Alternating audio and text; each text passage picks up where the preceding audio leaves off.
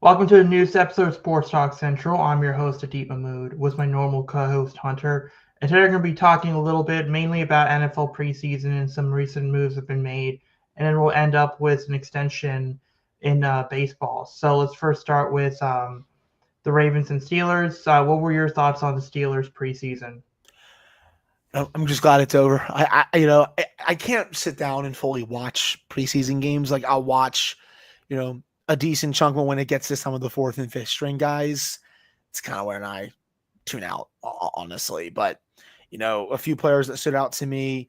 Um, Obviously, Derek Harmon avoided a serious injury. Looks like it's a sprained MCL. Adit is going to be back early on in the season. Don't think he's going to play week one, but week two, week three, week four, somewhere in that ballpark, he's going to return, which is really good news because it looked like it was potentially going to be a season ender like we saw with Troy Fatanu during the early portion of last season. Speaking of him, he was great all preseason. The Steelers offensive lineman who missed almost all of last season with a really serious injury was going to be his rookie season, plays right tackle.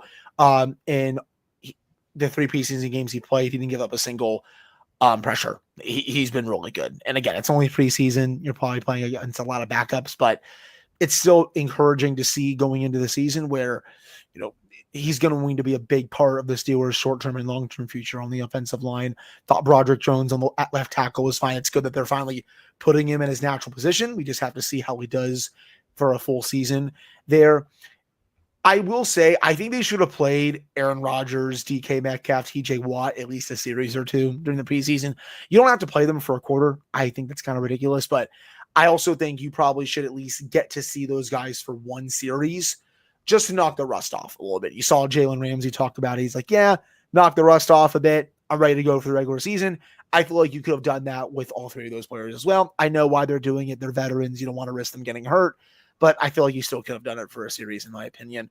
Skylar Thompson, Steelers fourth string quarterback, Mr. Preseason. That's what he was. He was real good in all three of these games. I don't know what's going to happen with the quarterback situation outside of Rodgers and Rudolph. We all know that those two are going to make it. I mean, Will Howard, I think, is going to be on the team as well. Obviously, they just drafted him. It just sucks, Adit, that they weren't able to get him in for any preseason games because he had a broken bone in his hand. So he's going to make the team. It's just a matter of whether they put him on IR to start the year or if he's ready to go for the regular season. But are they going to keep four quarterbacks, or are they going to release Skylar Thompson and let him go to a different team? Or could they potentially trade him before the deadline on Tuesday? I think if there's a team out there that's looking for quarterback depth, maybe a decent backup to a third string quarterback, Skylar Thompson makes some sense. The Steelers can maybe get a very late round draft pick for him. You're not going to get a lot, obviously. It's Skylar Thompson, but if you can get, sixth or seventh rounder for him, I would gladly take that. Again, was really good during the preseason, led the offense. He was playing with a lot of the backups, but still, I thought he did a really nice job. Results wise, 2-1, but I don't really care for results. Like I always want to see, the individual performances. There was a bit of a punting battle, but I think Johnston was able to win that out. I would be surprised if he wasn't the starting punter to start the year. And yeah, I mean, those are most of my main thoughts. I thought Caleb Johnson from Iowa also looked really good. I think he's going to be a big focal point of the offense this year. But other than that, I don't really have much else to write home about for the preseason. Yeah, I think it was the Steelers game where the Jaguars kicker had the 70-yard Correct. field. But yeah, like with the Ravens, again, I don't really like to watch too much preseason because the Ravens don't really play their starters. So, but what the good thing obviously was preseason, you're always looking for like depth, and the Ravens, their depth is really good. So for a while, the Ravens used to have this whole thing of at least one undrafted guy would make the team. It seems like there were three interesting ones. Keon Martin, who had who got a safety in one game. He got a pick six in another game. He had a key block in the same in a game as well. Cornerback Keon Martin. He looks like he could be making the team. There is also Ruben Howery, another undrafted guy. With he can make the team, and you got to also remember the two corners that they drafted, Longbottom and Kone. They're out for the year. So I could see them making a difference. You got Roquan Smith as your linebacker one. You got then it seems like you have Teddy. You had Trenton Simpson. He's going to be in his third year. But after that, you got obviously Jake Hummel's more of a special teamer, but you got Teddy Buchanan, who you drafted in the fourth round. He looked pretty good. It's him. You got Jaden Higgins. You got Jaden Higgins the fourth. He looked pretty good. So it's gonna be he's another Jaden Higgins is an undrafted guy that could make a difference.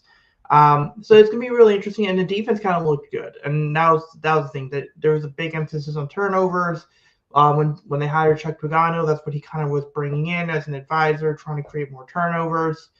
Obviously, another big storyline is going to be the kicking situation. Tyler Loop won the job. He is making his leg looks like it's really strong. It could be a little inconsistent here and there, but it does look like the Ravens did right now. They look like they do have a good kicker right there.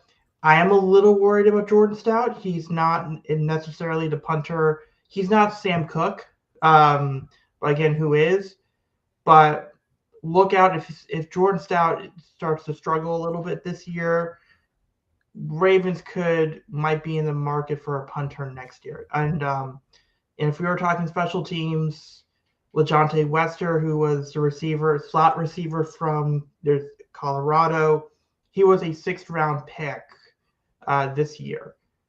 He seemingly won the at least punt return job with a punt return for a touchdown. Seems to be a really shifty guy. Rasheen Ali, who we know he had that one game. I believe he had that one game against Virginia Tech a couple years ago where he just outran the entire defense. It looks like he's going to be on kick return. The other thing is, it does seem like they are going to have 4 running backs, and maybe it's because Isaiah Likely is likely going to. It's probably going to be on the IL. It's going to be an IR at least to start the year. So maybe you have 4 running backs until you get Isaiah Likely back, and you'll see what happens then. But so it does seem like Rasheen Ali is going to be your kickoff return. Seems like Wester is going to be your punt return. So your special team is all figured out. Mike Green looks really good. That might be again. He might be. Look, the Ravens have tried to draft pass rushers. Always kind of looked good. He got his first 10 sack season last year. He's in a contract year. I could see 10 to 15 with him. Ojabo's been a little bit of a disappointment, but that's mainly due to injuries. I could see Ojabo having a good year, but the thing with Ojabo is if you have other people around him being double teamed, it seems like when he's unblocked, really good. When he has to use a little bit of technique, he kind of struggles. But Ojabo was good in Michigan. So if he's a solid contributor, it'd be great.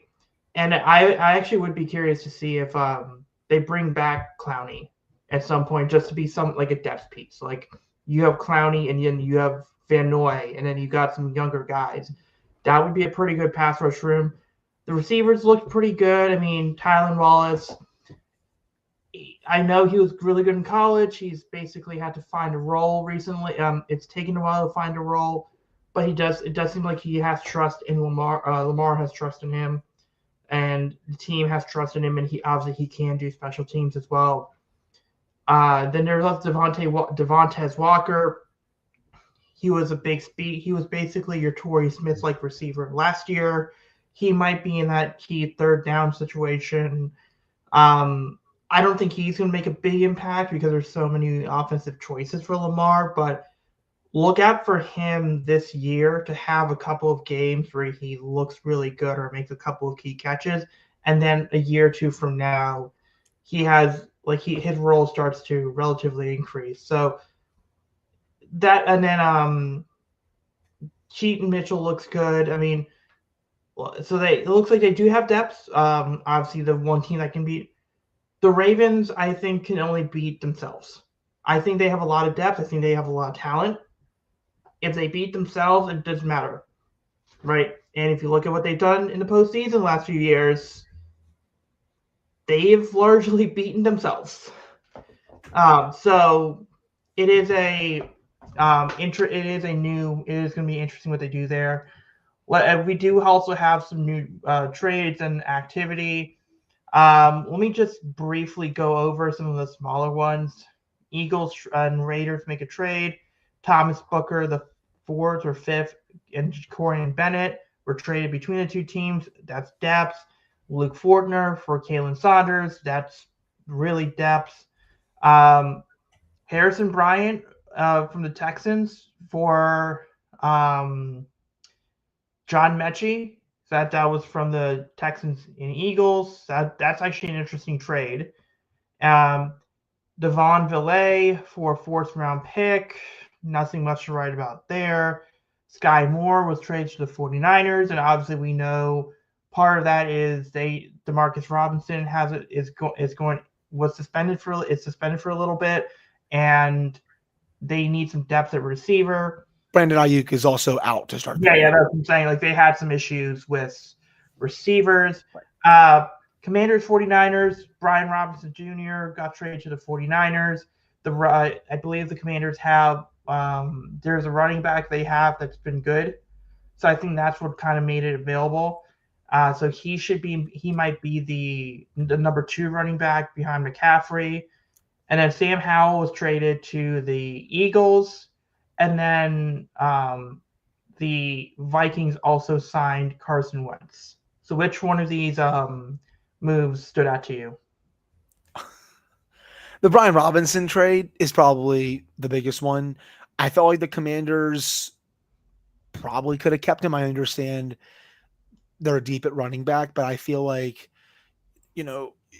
you look at the year he had last year for them, like you look at how successful he was. The 187 carries, almost 800 yards, 8 touchdowns, 4.3 yards per carry. The year before that, he has another 7. I mean, he's been over 700 plus yards his entire career to date. I feel like you could have kept him in a running back 2 role. Again, I understand why the Commanders wanted to make that move because of the depth they have at running back. Obviously, starting for them this year, Austin Eckler, but you have McNichols there, you have Merrill as the second string, so I get it from that sense, but I still feel like you could have kept Brian Robinson there. I don't know. And the whole Terry McLaurin situation, it's a weird one to me. Like, just pay him. He's one of your best playmakers. Jaden Daniels loves throwing him the ball. There's no reason to keep dragging this out. Yeah, and I think Brian Rob, like obviously, if McCaffrey does get hurt every once in a while, because obviously he does have a bit of an injury history. The 49ers do have a pretty good running backup they have. So again, fantasy purposes, I would probably stash Brian Robinson if you are deep. Like I wouldn't necessarily trust the Viking situation. I do feel a little bit nervous with drafting a receiver because if it is McCarthy, if he is starting, it could get a little volatile in terms of production. But obviously, they do have they got some reliable targets that should be trade proof. John Mechie going to the Eagles, that is a really good trio the Eagles have there. AJ Brown, Devontae Smith, and John Mechie third. You got a pretty good trio of receivers there. So I think that is and Harrison Bryant to the Texans, that would always help. So I do think that you do have. So some of these trades, like I said, are just depth pieces. But like some of the ones like with Eagles, the 49ers, Vikings, those are the ones kind of stood out the most. And then a few other notes from the rest of the preseason on the Saints. I do not know what they're going to do with their quarterback situation. Tyler Show did not look pretty good. He did not look good. Spencer Rattler, is that guy going to be your quarterback? They're in QB hell for at least another year, and then they can figure this out. But they're not going to be good this year. Do you think they're going to tank for Arch Manning? I don't think they're going to tank, but they're just going to be bad because they have no quarterback. So they'll be like actually bad. Like I don't think they're going to be tanking level bad. They're just going to be bad because they have no one behind under center. So And they'll be in then the conversation for him though. yeah, no, and then a few other ones. Jackson Dart. Obviously, the Giants are going to start Russell Wilson. That's already been Jackson Dart was really good during the yeah. preseason, and I don't want to make any generalizing statements, man, because it's preseason, playing a lot of backups. His numbers were really good. If Russ starts faltering, I wonder how quick you see the fans start clamoring for Dart to come in. Do you see Dart do you see Dart getting at least, I don't know, let's say 50% of the snaps by week 8? Won't go that far, maybe a bit later in the season, but I think he's going to play a bit this year. Yes. Yeah. So yeah, and obviously with the Browns, Joe Flacco is officially a starter. I do not know how he does it. He's going to be like Josh Johnson. I just have a feeling that he's going to be like Josh Johnson. He's like I just get maybe he is potentially a Rich Hill like in baseball. If you want to use a equivalent, like a Rich Hill type, it's like, oh shoot, he's still playing, like, and good for him. But obviously Shador didn't play well in that last preseason game. So, and then Dylan Gabriel also had that weird comment that he made. So, talking about quarterback hell, I mean, the Browns, what's going on there? So, and let's not forget about Kenny Pickett. No, I think unless I believe he was hurt or no, but no. So obviously that again, it's just that's a mess. And then the Browns cut Huntley. So look out for, because I know the Ravens paid Cooper Rush to be a good amount of money, be their backup. I do wonder if Tyler Huntley, because I'd rather have Tyler Huntley than Devin Leary as quarterback 3. So I do wonder if they bring back Tyler Huntley to the team, and then what, and then we talked about Micah Parsons, right? And or not? No, we have not. I don't know what Jerry Jones is doing. Just shut up. How about that? I think he just needs to shut up, but he doesn't know how to do that. I don't know why he thinks that he can just get the agent out of here. That's not how contract negotiations work. You negotiate with the agent and the player. It's not just the player. Like indeed, I know Lamar Jackson, I think it's been reported he negotiated his own deal with the Ravens. He doesn't have Yeah. an agent. I know some players are like that. Like Parsons is not. And he has one of the best agents in football, by the way. Someone who knows how to get the most out of the players that he has. I don't know what Jerry Jones is doing. And I don't know, man. Like usually, like when you see these type of trade requests, like you just kind of laugh at them. I think this one actually might be heading towards a divorce. Like this looks bad. And I mean really bad. Yeah. Like obviously, like sometimes obviously with Cowboys, like with Dak Prescott, they got to a deal. With CeeDee Lamb, they got to a deal. This Micah Parsons situation, it just kind of feels like they are not going to come to an agreement. It's like at some point, this reality show is not going to be good. Like at some point, it's going to fall flat on Jerry Jones's face. So I don't think Micah Parsons is playing for the Cowboys 2 years from now. I know Jerry Jones says technically we have him for the next 3 years. It won't get to that point. It's just gonna be bad PR. And then we'll end the show with some baseball news. Prior to last Friday, the Orioles were the only team in Major League Baseball that did not extend anyone. That changed on Friday when they extended Sam Basallo to an 8-year, $67 million deal, which can go up to $88 million. So, for just to get to the sake of the timeline here, The guy turned 21 years old. He's a top 100, top 10 prospect in baseball on multiple lists. He turned 21 years old, got called up on Sunday to make his debut. Then on Friday, he agreed to an 8-year extension. That's one heck of a week. Yeah. Apparently, that extension started on Sunday. And then I think it's a good move. It's a pre-arbitration extension. Look, and some players are not going to sign pre-arb deals quickly. They're not going to. You got to wait within the last 2 years. So I'm not going to read too much into the Orioles have this core of players, and yet Basallo's the first one getting an extension. They have offered extensions out to these players, to the other guys. Most of them are represented by Scott Boras. So you're not going to get any of those guys extended this early. Basallo would just happen to be the first one to accept the extension. There's nothing more to read off of that. The guy can make. He's a catcher. He's a DH. He's a first base. He's like 6'4", 230 right now. So the more likely scenarios, he might not be a full-time catcher. I don't know what this means for Rutschman. It could mean he's on another team. It could mean they keep him. It could mean that they view it as both. It depends. We got to see the production. And obviously they did draft 2 catcher. They drafted at least 1 catcher in the draft. We'll see what he does. But it's a good move for them.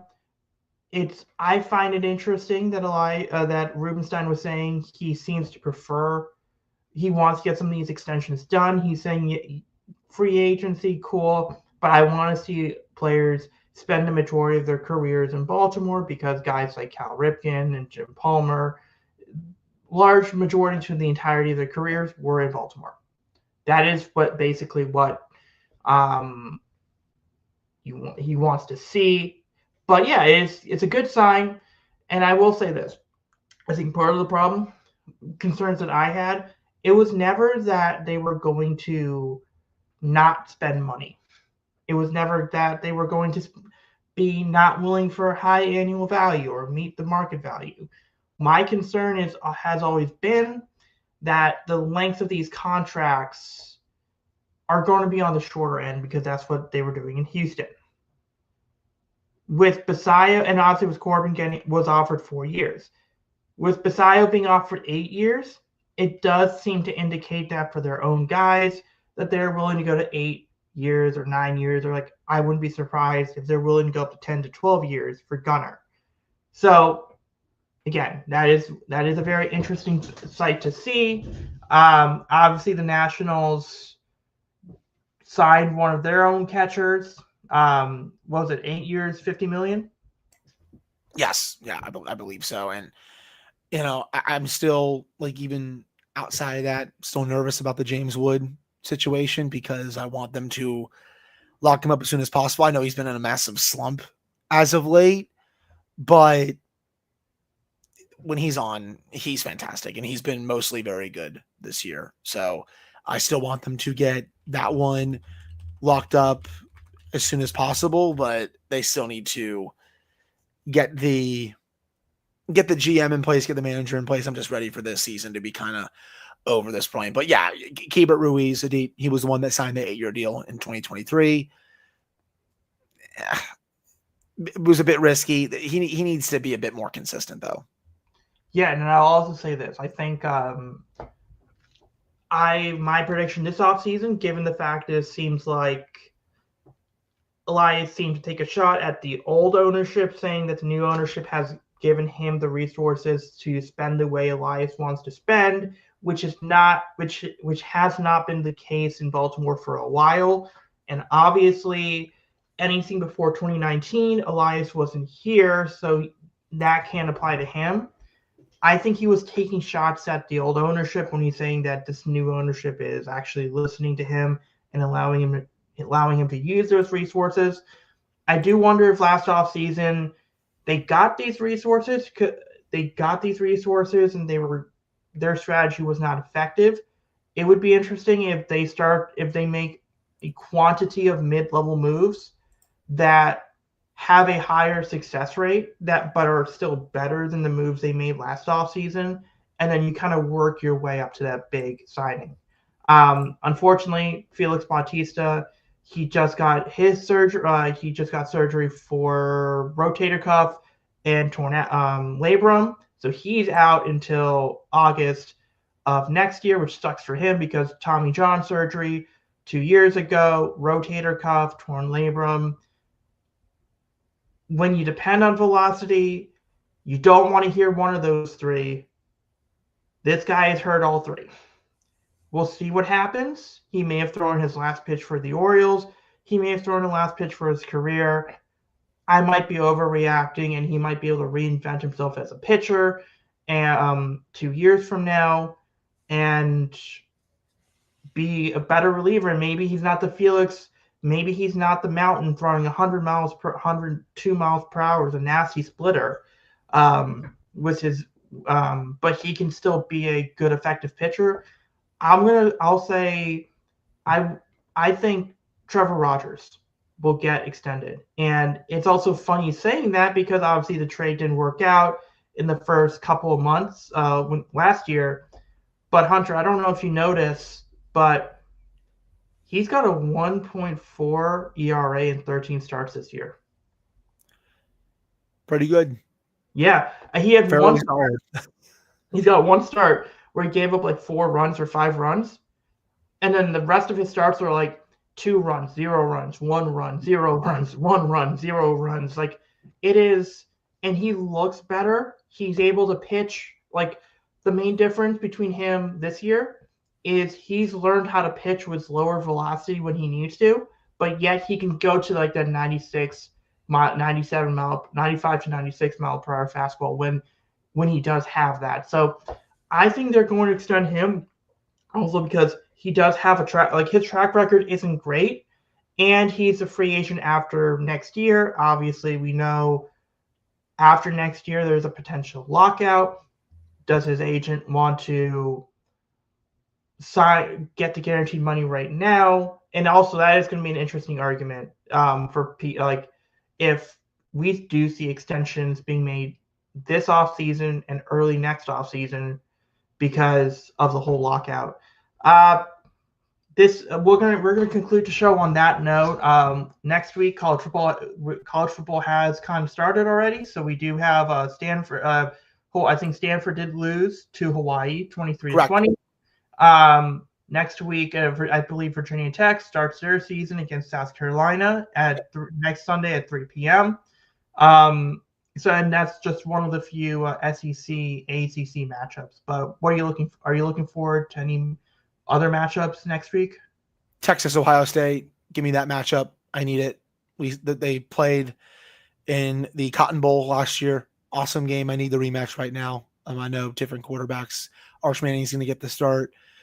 Julian Sayin for Ohio State is going to get the start. I am so stoked. Jeremiah Smith was really good. Jeremiah Smith is also awesome. And I believe Notre Dame has a big game as well. I just want to double check that real quick. Yes, Notre Dame, Miami next Sunday. That's going to be fun as well. There's going to be some good games next weekend, my friend. Yep. And we'll see you in the next episode. Yeah, we'll see you soon.